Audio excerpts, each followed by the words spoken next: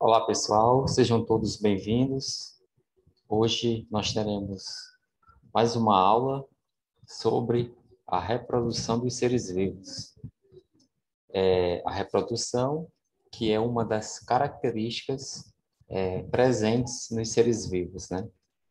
Além de hereditariedade, estímulos do meio ambiente, dentre outras. E a reprodução, ela tem a sua importância, ela tem as suas classificações e diferenças que existem entre espécies e também seres vivos. Nós veremos hoje um pouco mais a respeito sobre a reprodução. Seja muito bem-vindo, compartilhe esse vídeo, dá aquele like para ajudar e também deixe seus comentários. Alguma dúvida que você tiver, deixe nos comentários que eu estarei respondendo assim que possível. Para quem não me conhece, eu sou o professor Paulo Freire, ok? Então vamos lá. Então, pessoal, a reprodução dos seres vivos, a principal função, né, a principal importância dela é justamente garantir a continuidade das espécies, ou seja, fazer com que uma espécie se perpetue. A partir do momento que uma espécie ela fica incapaz de se reproduzir, infelizmente, ela entrará em extinção.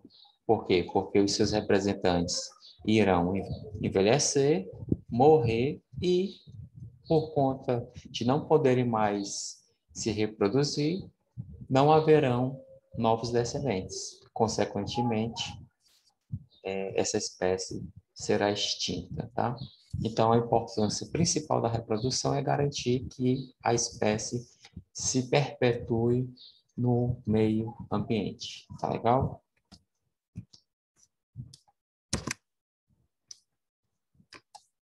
Então, o conceito mais básico de reprodução é o processo pelo qual os seres vivos dão origem a outros seres vivos semelhantes. Tem como finalidade dar continuidade às espécies, impedindo a sua extinção. E essa reprodução ela vai ocorrer entre espécies, entre seres da mesma espécie, tá? Pode acontecer de espécies diferentes se reproduzirem, em alguns casos, né? Mas os seus descendentes, eles são inférteis, tá? Isso pode acontecer. Então, para que um ser vivo ele se desenvolva e seja fértil, possa também se reproduzir, ele precisa ser descendente de dois seres que sejam da mesma espécie. Tá legal? A reprodução, pessoal, ela pode acontecer de duas formas. Nós temos a reprodução sexuada e a reprodução assexuada. A reprodução sexuada é aquela que vai envolver a presença e união de gametas. Gametas são células reprodutivas, ou também chamadas de células sexuais. Nós temos como exemplo, né, nos animais, o espermatozoide, que é o gameta masculino, e o ovócito, que é o gameta feminino. Então, sempre que houver a união entre espermatozoide e óvulo, essa união vai propiciar o desenvolvimento do zigoto e esse zigoto, consequentemente, vai dar origem ao novo ser. Então, essa reprodução é sexuada, tá? Isso vai acontecer na nossa espécie, no porco, no cão e em outros seres vivos também, inclusive vegetais. A reprodução assexuada é aquela em que não envolve a união de gametas. É quando um ser vivo tem a capacidade de se autorreproduzir, como, por exemplo, as bactérias, né? A bactéria ela simplesmente se divide em duas, tá? E aí, cada ser que se origina através da reprodução assexuada, esse ser, ele é um clone, ele é geneticamente idêntico ao seu genitor, tá?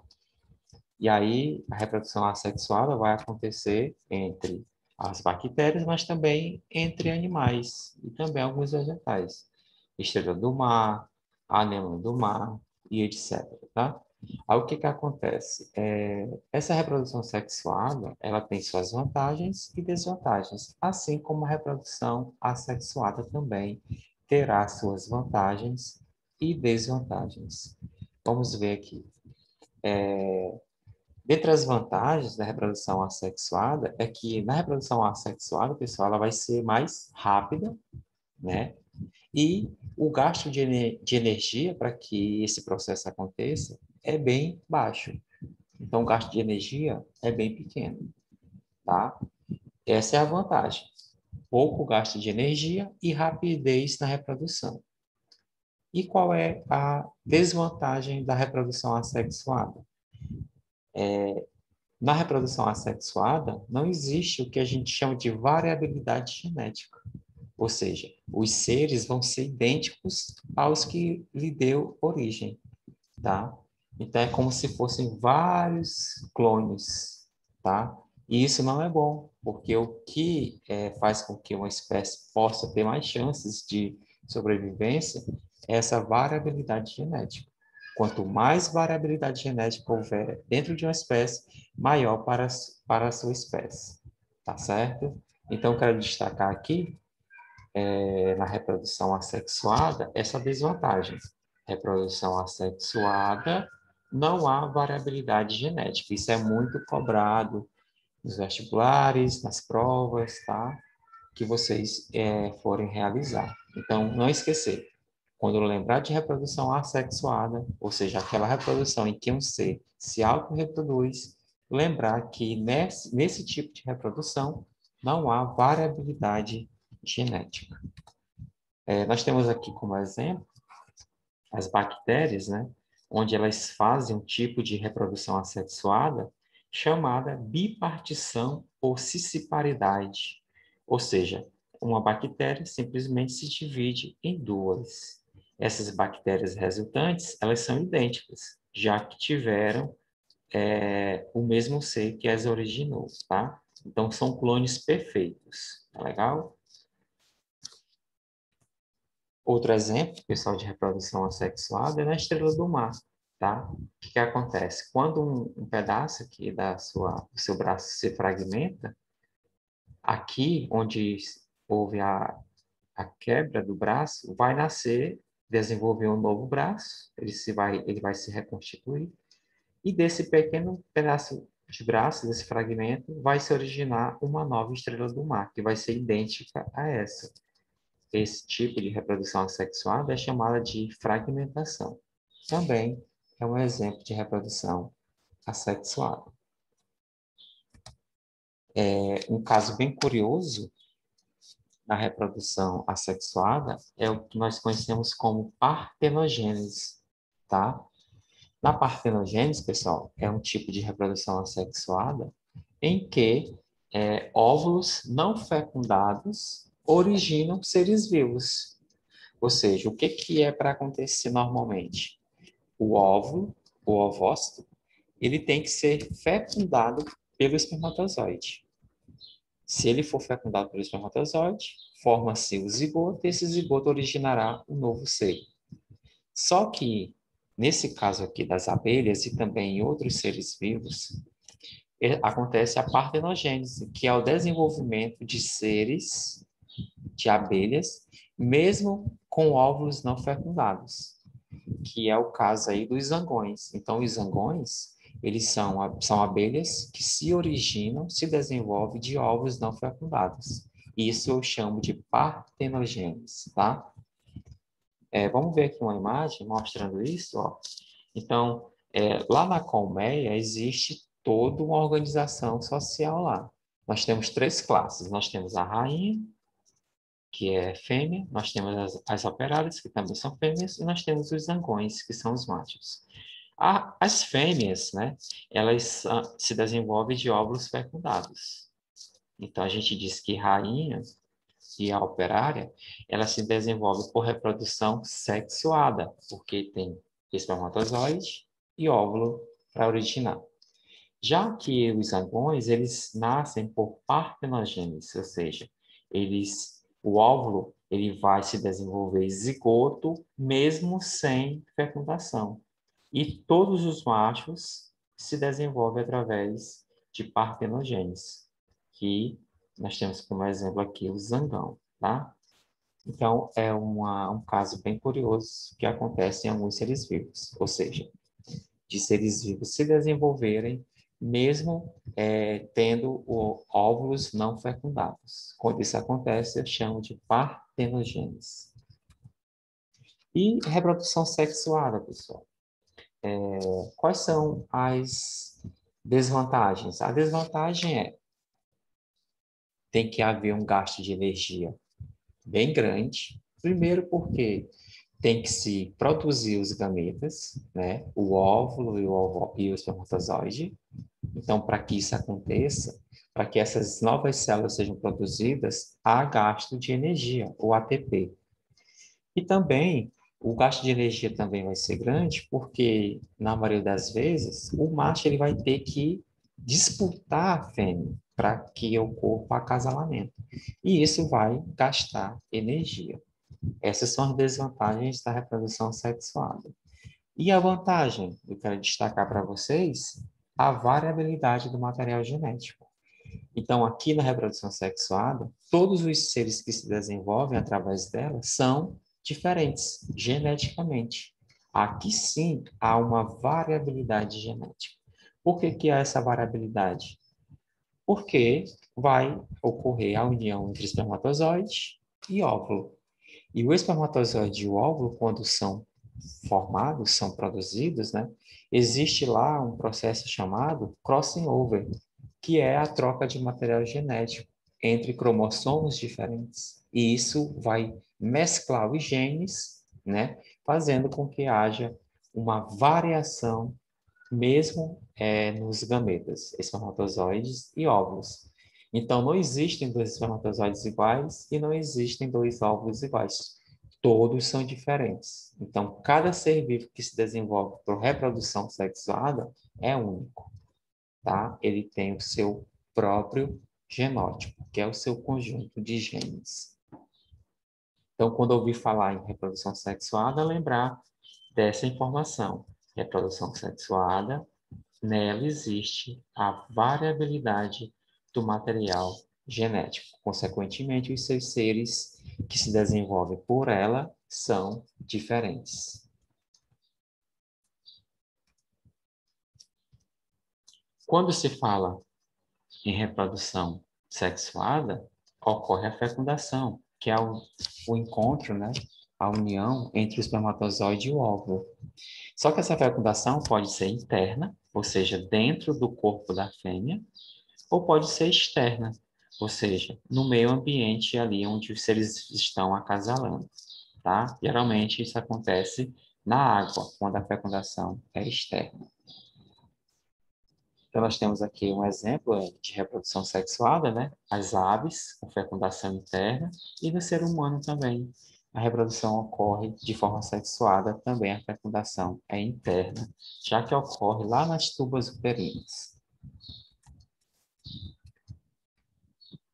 Pessoal, para que aconteça a fecundação e esse zigoto origine um novo ser, tem que haver a formação dos gametas. Mas para que isso aconteça, tem que ter estruturas onde aconteça a produção desses gametas. No caso da fêmea, é nos ovários, que ocorre a formação dos óvulos, e dos machos, lá nos testículos, é onde vão acontecer a formação dos espermatozoides. Tá ok? Desenvolvimento. O desenvolvimento de um embrião, de um ser vivo, ele pode ser direto ou indireto.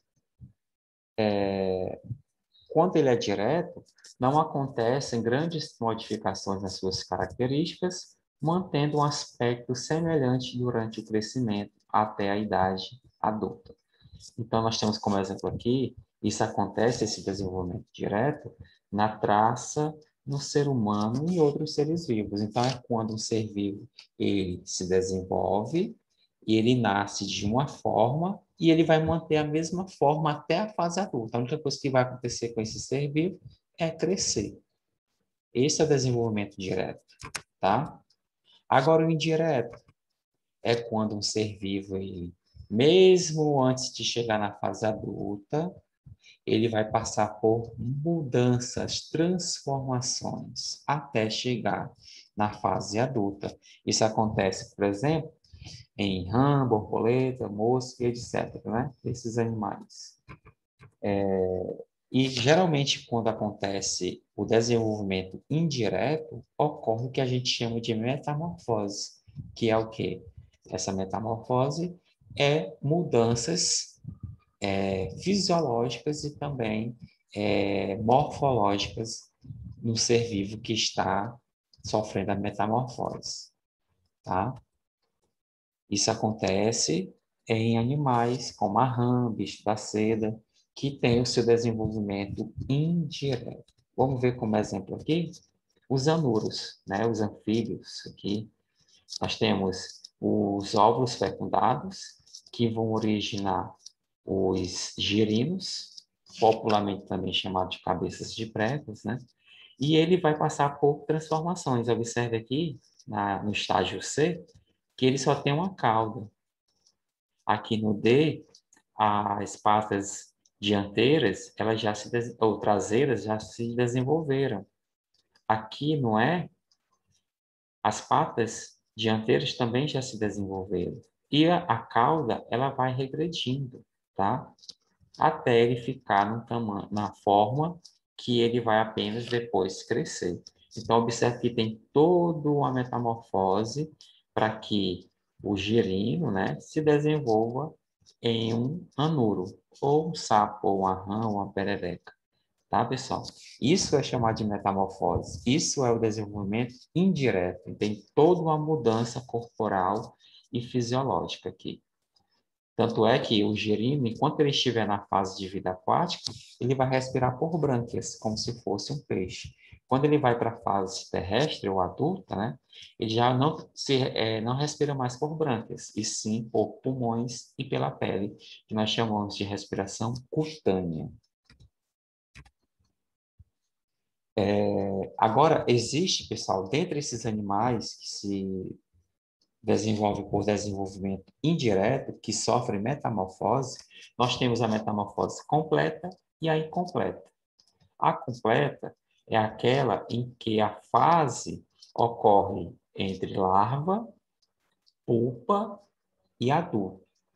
Então, quando você estiver fazendo atividade, ou lendo um livro, uma prova, lá no exercício, falou que nesse desenvolvimento, nessa metamorfose, ocorre a fase pupa, você já sabe que é uma metamorfose completa. Ou seja, o que é uma metamorfose completa? É uma metamorfose que ela vai precisar de mais tempo para ser finalizada, ou seja, vai passar por mais estágios de desenvolvimento. Isso acontece com borboletas, com mosquito da dengue, a mosca e etc. Já aquela incompleta é quando essa metamorfose ela passa pelas fases de ninfa e adulto. Ou seja, na metamorfose incompleta, ela vai demorar menos tempo para ser concretizada. Ou seja, os estágios de desenvolvimento são em menor quantidade. Isso acontece com o gafanhoto, com a barata e percevejos. Vamos ver aqui no exemplo. Primeiro, pessoal, eu quero mostrar aqui para vocês, nesse exemplo A, nós temos aqui um tipo de desenvolvimento que é direto, ou seja, o que é um desenvolvimento direto? É aquele que não ocorre metamorfose, ou seja, o ser, ele nasce e a sua forma vai se manter a mesma, ele só vai crescer ao longo do tempo. Quando o desenvolvimento é direto, a gente chama isso de ametábulo, como está aqui, tá? Ametábulo. Isso acontece na traça de livro, né? Então, observe que ela tem uma sua forma inicial e ela vai permanecer com essa forma até a fase adulta. Ela só vai se desenvolver, só vai crescer, tá? Aqui, o desenvolvimento é direto ou ametábulo. Aqui nós temos um desenvolvimento que a gente chama de incompleto. É uma metamorfose incompleta, também chamada de hemimetábolo. Acontece no gafanhoto. Nós temos aqui o gafanhoto, né? E aqui nós temos uma fase intermediária entre a vida inicial e a vida adulta dele, que a gente chama essa fase intermediária de ninfa. Esse estágio intermediário de ninfa. Qual é a diferença principal aí, pessoal? É que na ninfa não existe ainda as asas completamente desenvolvidas, ó. Elas estão em processo de desenvolvimento. No adulto, não. O gafanhoto ele já está com suas asas desenvolvidas, pronto para o seu uso. Então, quando ouvir falar em ninfa, sabe que é um tipo de desenvolvimento indireto, incompleto, também chamado de hemimetábolo. Isso acontece com o gafanhoto e com outros seres também. Agora, aqui no exemplo C, olha só. Antes, nós temos os ovos, né? Desses ovos vão originar a larva vai dar origem à pulpa, e depois de dentro dessa pulpa vai ocorrer a saída da mosca adulta. Então, observem que aqui nós temos um estágio de desenvolvimento maior. Nós temos mais fases, tá? Então, aqui nós temos um desenvolvimento indireto completo, também chamado de holometábolo, tá? Ou seja, se você pegar o ametábolo, o desenvolvimento é direto. O hemimetábolo e o holometábolo são desenvolvimentos indiretos. A diferença, o hemimetábolo é incompleto, ou seja, ele demora menos tempo para chegar à fase adulta, e o holometábolo ele é uma metamorfose completa, demora mais tempo e tem mais estágios de desenvolvimento, tá? Então, não pode esquecer desses nomes, desses termos aqui e o seu significado. E é isso, pessoal. Queria agradecer a vocês pela atenção. Espero que eu tenha ajudado vocês no seu aprendizado, na sua compreensão. Como eu falei no início do vídeo, se você gostou, dá um like aí, compartilha esse vídeo, né, para os colegas de ensino fundamental, ensino médio. E se tem alguma dúvida, deixa nos comentários, ok? Tenham uma boa tarde a todos e bons estudos.